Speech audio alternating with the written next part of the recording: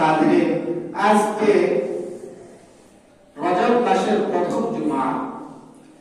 এই রজব মাসের যখন আসতো রাসূলুল্লাহ সাল্লাল্লাহু আলাইহি ওয়াসাল্লাম একটি দোয়া করতেন, আল্লাহুম্মা বারিক লানা ফি রজব ওয়া শাবান ওয়া বাল্লিগনা রমাদান।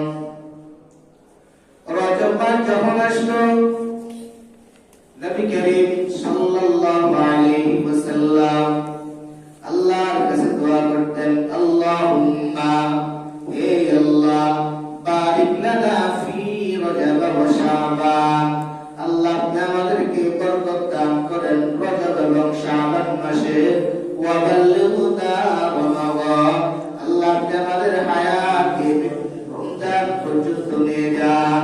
সব সময় আল্লাহ রাসূল সাল্লাল্লাহু আলাইহি ওয়াসাল্লাম বেশি বেশি এই দোয়া পড়তেন। রজব মাস যখন চলে আসতো, আল্লাহুম্মা বারিক লানা ফি রজব ওয়া শাবান ওয়া বাল্লিগনা রমাদান। আল্লাহ পাক রব্বুল আলামিনের কাছে সব সময় আল্লাহ রাসূল সাল্লাল্লাহু আলাইহি ওয়াসাল্লাম এই দোয়া করতেন, সব সময় বরকতের দোয়া করতেন। আল্লাহ ফি রজব মাসের বরকত, আল্লাহ শাবান মাসের বরকত, রমজানের বরকত আল্লাহ নসিব করেন। বরকত বলতে আল্লাহ আপনি আমার হায়াতের মধ্যে রিজিক দান করেন, আল্লাহ হায়াতের মধ্যে বরকত দান করেন, আল্লাহ হায়াতের মধ্যে বরকত দান করেন, যাতে রমজান মাসে বেশি বেশি ইবাদত করতে পারি, শাবান মাসে বেশি বেশি ইবাদত করতে পারি, রজব মাসে বেশি বেশি ইবাদত করতে পারি। আল্লাহ পাক রব্বুল আলামিনের কাছে আল্লাহ রাসূল নবী মুহাম্মদুর রাসূলুল্লাহ সাল্লাল্লাহু আলাইহি ওয়াসাল্লাম সব সময় দোয়া করতেন। আল্লাহ রাসূল সাল্লাল্লাহু আলাইহি ওয়াসাল্লাম দোয়া করতেন, আল্লাহ আপনি আমাদের রিজিকের মধ্যে বরকত দান করেন, আল্লাহ রিজিকের মধ্যে প্রশস্ততা দান করেন, যাতে রমজান মাসে রিজিকের পিছনে পড়িয়া বন্দী নষ্ট না হয়। আল্লাহ রমজান মাসে রিজিকের অভাবে রিজিকের জন্য যাতে কাজ করতে গিয়ে রাত্রে আবার থেকে বারণ না হয়ে যায়। আল্লাহ আল্লাহ রিজিকের মধ্যে বরকত দান করেন, আল্লাহ রিজিকের পিছনে পড়িয়া যাতে আপনাকে ভুলে না যায়। এইভাবে আল্লাহ রাসূল সাল্লাল্লাহু আলাইহি ওয়াসাল্লাম আল্লাহ পাক রব্বুল আলামিনের কাছে দোয়া করতেন, আল্লাহ আপনাকে শান্তিমুক্ত জিন্দেগি দান করেন, আল্লাহ রিজিকে বরকত দিয়ে দেন, আল্লাহ হায়াতে বরকত দিয়ে দেন, আল্লাহ সব কিছুর মধ্যে আমাদেরকে বরকত দিয়ে দেন। কারণ যদি রজব মাস থেকে ইবাদত করার যদি অভ্যাস হয়ে যায়, শাবান মাসে যদি ইবাদত করার অভ্যাস হয়ে যায়, এই ইবাদত যদি আমাদের জারি থাকে, তাহলে রমজান পর্যন্ত রমজান মাসে ইবাদত করা আমাদের জন্য কঠিন হয়ে যাবে। দুনিয়ার জন্য যখন কোনো মানুষ হঠাৎ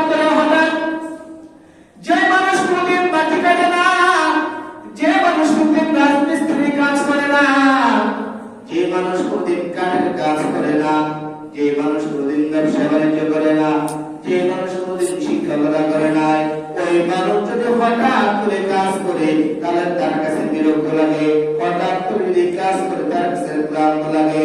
যে মাটি কাটে 1 মিনিট 2 মিনিট 10 মিনিট মাটি কাটার পর তার সে ক্লান্ত হয়ে যায়, কারণ এই মাটি কাটার ক্ষেত্রে সে অভ্যস্ত না।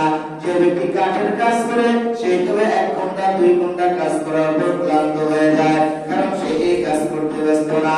যে ব্যক্তি রাজমিস্ত্রির কাজ করে সে তবে 1 ঘন্টা 2 ঘন্টা করার পর সে তবে ক্লান্ত হয়ে যায়, কারণ এই কাজ করতে সে অভ্যস্ত না। তেমন যদি কোনো বান্দা কোনো মুমিন যদি রজব মাসে ইবাদত করা শুরু করে দেয়, শাবান মাসে ইবাদত করা শুরু করে দেয়, তাহলে রমজান মাসে তার জন্য ইবাদত করা সহজ হয়ে যাবে, তার জন্য ক্লান্ত হবে না। এই কারণে শাবান মাসে রোজা রাখা, রজব মাসে নফল রোজা রাখা, শাবান মাসে নফল রোজা রাখা, রোজা রাখার অভ্যাস করা, তাহাজ্জুদের অভ্যাস করা, নফল নামাজ পড়ার অভ্যাস করা, কোরআন শরীফ তেলাওয়াত করার অভ্যাস করা। যদি এই মাসের মধ্যে আমরা যদি নামাজ পড়ি, নফল নামাজ পড়ি, রোজা রাখি এবং রোজা রাখার অভ্যাস করি, আমরা যদি এই মাসগুলোর মধ্যে আল্লাহ পাক রব্বুল আলামিনের ইবাদতের মধ্যে মগ্ন হয়ে যাই, যদি ইবাদত করার অভ্যাস হয়ে যায়, তাহলে পুরো রমজান মাসটা আমাদের জন্য ইবাদত করা সহজ হয়ে যাবে। রোজা রাখতে কোনো কষ্ট হবে না, কোনো কষ্ট লাগবে না, আমাদের কোরআন তেলাওয়াত করতে বিরক্তি আসবে না, নফল নামাজ পড়তে কোনো বিরক্তি আসবে না। আল্লাহ পাক রব্বুল আলামিনকে ডাকতে, আল্লাহ আল্লাহ জিকির করতে, আল্লাহকে ডাকতে কোনো ধরনের ক্লান্তি আসবে না। কারণ আমার অভ্যাস হয়ে গেছে, রজব মাস আমি আল্লাহকে ডেকেছি, নফল নামাজ পড়েছি, রোজা রেখেছি, সব কিছু করেছি।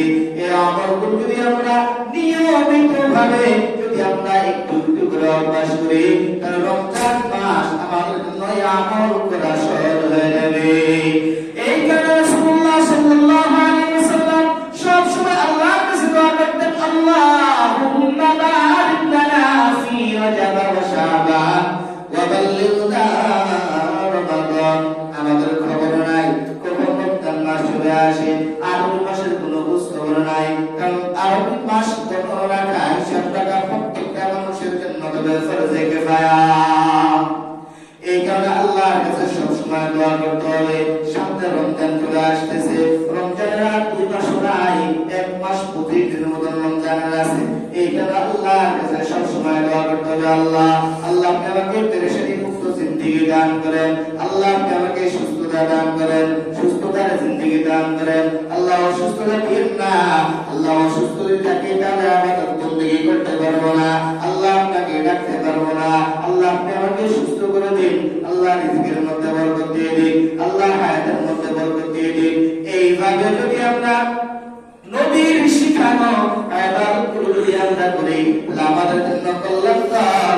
এবং রজব শাবান রমজানের যে ফাজাইলগুলো রয়েছে, এই ফাজাইলগুলো অর্জন করা এগুলো আমাদের জন্য তবে সহজ হয়ে যাবে।